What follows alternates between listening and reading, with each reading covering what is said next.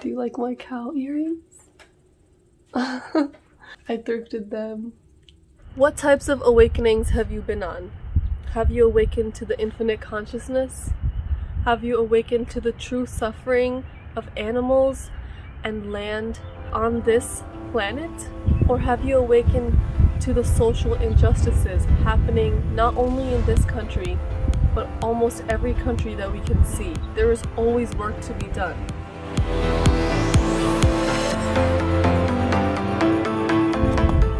What's up everyone? Welcome back to Goddess Gaia's channel, where I bring you spiritual content, Eastern philosophy, yogic philosophy, metaphysical stuff. I also do ASMR videos here and then. I also do advice on love. So if you're curious, go check out my other content. The breeze feels so good. Oh my gosh. I'm really grateful that the weather is warming up here where I live in my hometown, so I can sit outside and film. It might get chilly later, so I do have a sweater with me. So I wanted to film this video just as a casual thing and maybe like a life story, because I don't really talk about myself too much on this channel. And I thought, you know, before my next video, which is going to be about the avoidant attachment style when it comes to social justice work and social action, their denial and all that, I thought it might be cool to go into my own history of my awakenings and my understandings of what work needs to be done on this planet. So I would segment this into like 3 different awakenings, but I feel like they all amalgamate into the same thing, which is like there is suffering and we have to fix this suffering. Of course, it is overwhelming at first because there's a lot of suffering, but I realized that they're all the same, mainly because of my spiritual understandings. And of course, I'll go into that more in the video. But the spirituality really allowed me to be optimistic that yes, we can make a difference, we can change and put our efforts into a better future. Like, we don't even realize, but right now, the amazing things that we have in our present is because of all those people in the past who have believed in the power to change things. And I want to be one of those people. And of course, I want to encourage you to be one of those people. We always need change makers in this world. And change happens on small scale. If only we all get together and do small change here and there in our own personal lives, only then it can grow into large scale change. And on the flip side, if we deny it and if we don't do small scale change on our individual level, then change towards the negative end starts happening. So I grew up in the land of Lenape-Hoking, or the Wappinger Native Americans, also known as New England, where there's lush forests and nature everywhere. Can you hear the sounds of the birds? There were crickets out before, but they went away. I don't know why. Here I've always felt a really great connection to nature, and I'm so grateful to have grown up here. That's my dog. She has a squeaky toy, that's why.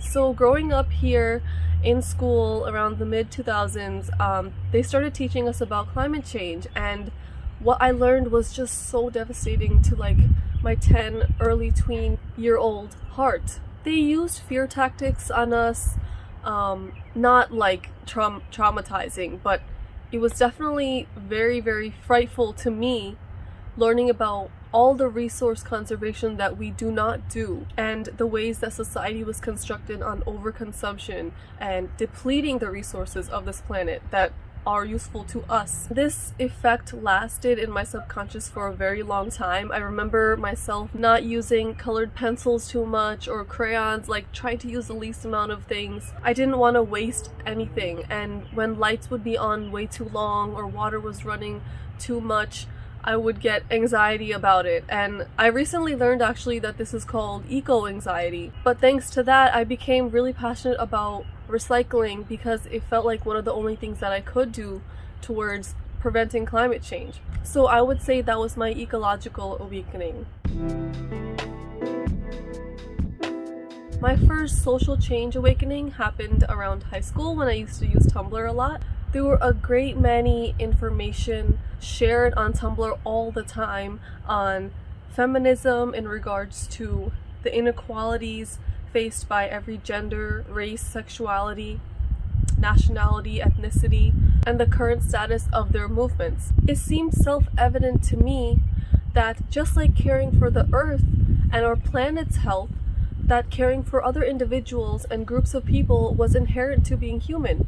And like I said, without compassionate action of those in the past, we as humans of differentiating nature, especially me in the United States, would not be able to have the lives that we do right now. So one of the examples is that, like, when I was still in high school, gay marriage just got legalized, and this was kind of astounding to me because it didn't seem unnatural that they were gay people, yet gay marriage was still illegal, like before I was in high school. And from that I really got to learn that there's a lot of change that still needs to happen.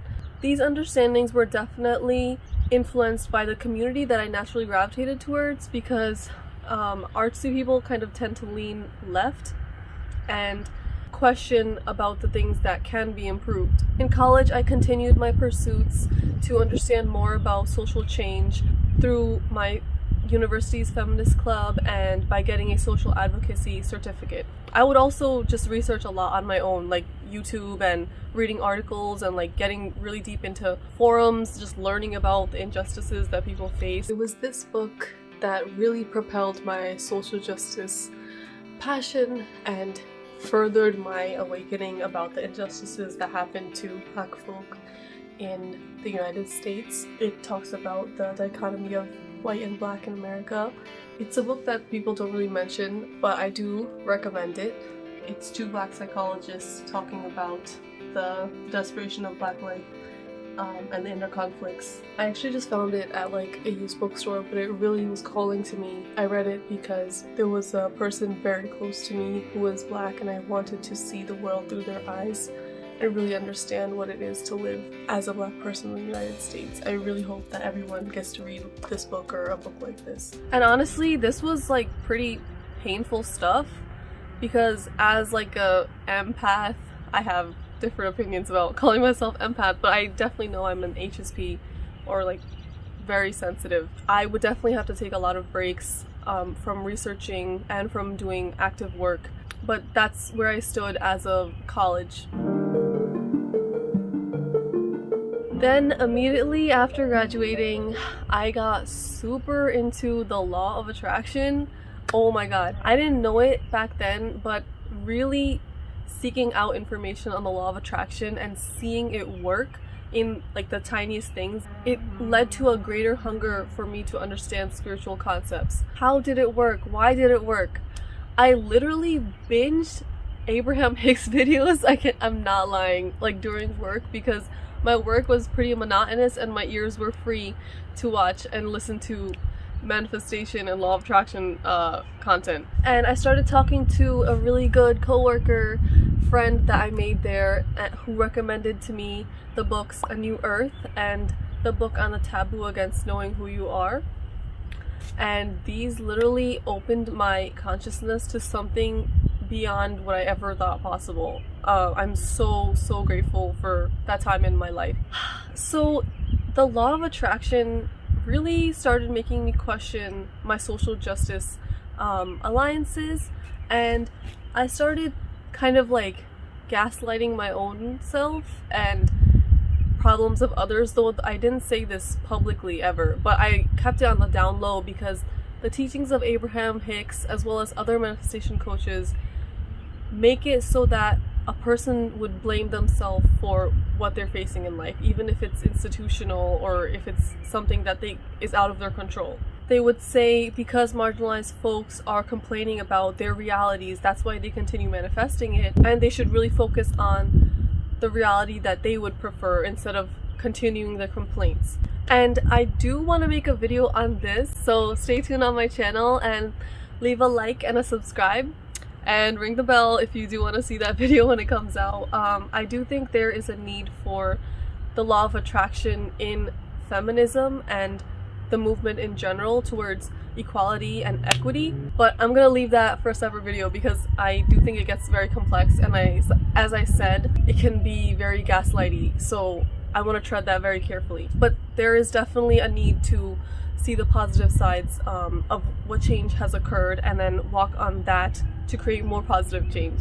Because it's true that the law allows for people to take greater responsibility over themselves, but it ignorantly washes over the difficulties from which people cannot even get to a place where they can realize the law of attraction is a thing and that they should use it.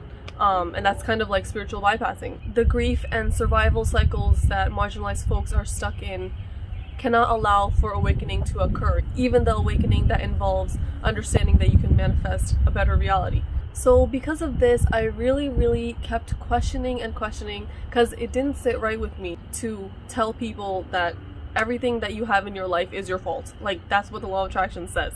So I don't know if you've been through this, if you've been through your spiritual awakening, but it is very, like, it gives you a lot of ecstasy and like everything just seems magical all the time. It is very like full of love feeling, and I do believe that's our feeling of God within our bodies and our senses. But over time, like across the span of like a year or so, that initial ecstasy started fading away. Then I had a painfully heartbreaking split from someone very close to me. I initially blamed myself for attracting this occurrence into my life, and I focused very hard to attract that person back.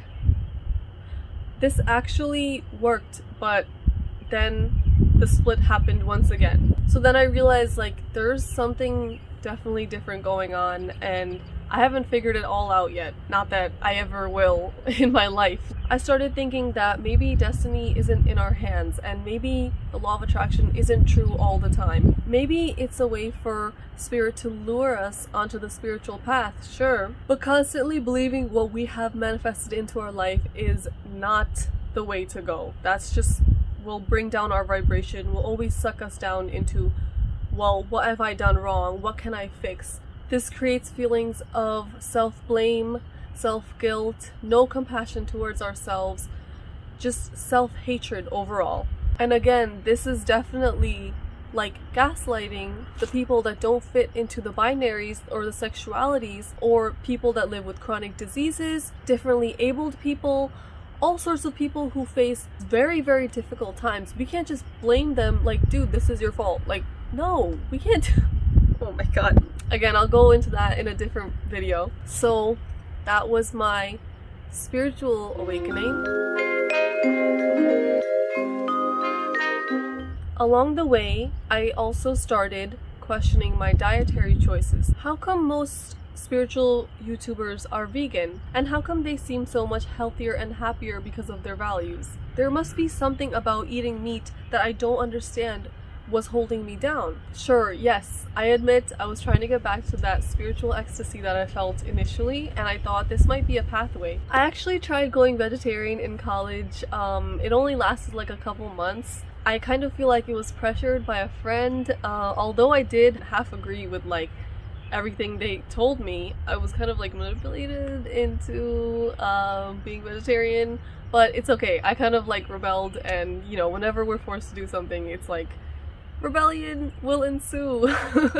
But generally I was raised eating meat and I never really questioned it. During those few months in college, my parents actually visited me and they took me to McDonald's where I just ordered fries, and they were kind of surprised because they were like, oh, we never thought like you'd get to this place. My mom, I would say she was less surprised. Like, she was actually kind of happier about it. She was raised vegetarian, so she really like understood where I was coming from, trying to eliminate the suffering of animals from my diet. So as my spiritual awakening was kind of fading away, I started leaving out things here and there, like leaving out meat, having it much less, and you know, experimenting with dairy replacements and meat replacements. More beans. It didn't really seem hard to me, honestly. Like, I guess it might be because like I'm Indian and a lot of Indian cooking is vegetarian. I also grew up with a milk allergy, so I didn't drink milk that much anyway. One of the books that really solidified this for me was the book called Eating Animals by Jonathan Safran Foer.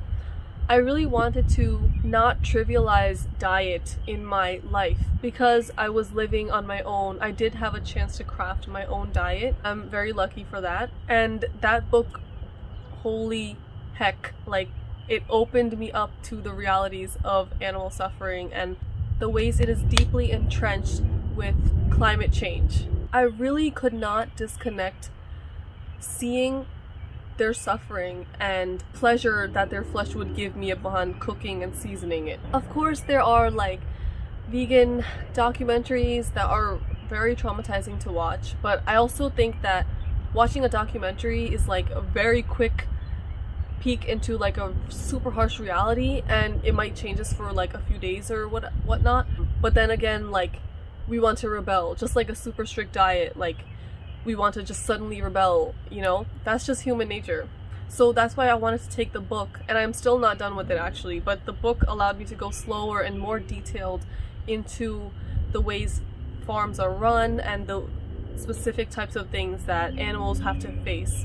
I'm at a place right now in my life where I'm vegan, but I also lean towards reducitarian if there are inconveniences that people close to me or my friends are receiving from my diet. I might be super strict in the near future, like once I live on my own again, but I really do see the parallel between veganism, climate change, social justice, and spirituality. These are all the awakenings that I've been through.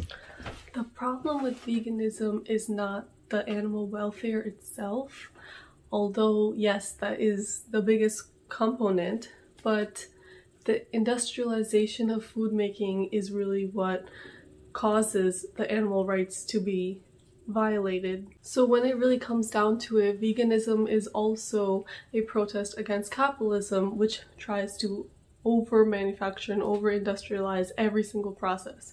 And the living beings that are going through this meat making process are given no importance or thought whatsoever about what they're going through. Going back to spirituality, I really do think it brings all these things together, and it is foremost important, I think, to have a spiritual awakening to realize these realities, because it can make us super pessimistic once we awaken to social injustices and climate change. So we need that optimistic push and that hope. My dog wants to go inside. Nuri, come. Nuri, come here. Come here. Oh, Nuri, she's coming. Look at her. She's here. I might have to go inside, actually. It's getting cold and dark. So I have two takeaways from these awakenings that I've had, and basically the first one is that every time that I've had like major awakenings towards something that's like I really want to change about myself or work towards, I kind of like become super passionate about it in the beginning and it fades slowly, and like I really try now to keep it sustained, but when it's at its peak, I actually like try to convert everyone, like all my friends and family, and now I know like I shouldn't really do that because I've seen the pattern with these three awakenings. But I do try to do little things here and there, like in my childhood home I try to set up places where my parents can easily recycle in the house, like make a spot for it, or try to suggest vegan or vegetarian recipes and restaurants to my friends when we're out, or like if they're ever curious about what they can make.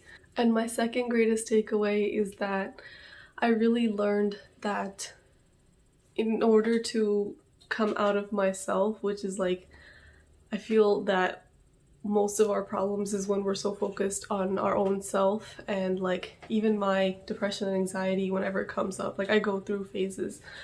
If I try to put my focus on others and what I can do for the collective or for the greater good, I'm able to both benefit them and benefit me. So like, why not focus on that more, right? Instead of my own selfish egoic desires. So yeah, I really think these awakenings are really important, and I want to know what kind you have had and what you think of my experiences. If they relate to yours, let me know in the comments. I reply to everyone, so I'll surely get to you. Thank you, and bye bye. See you next time.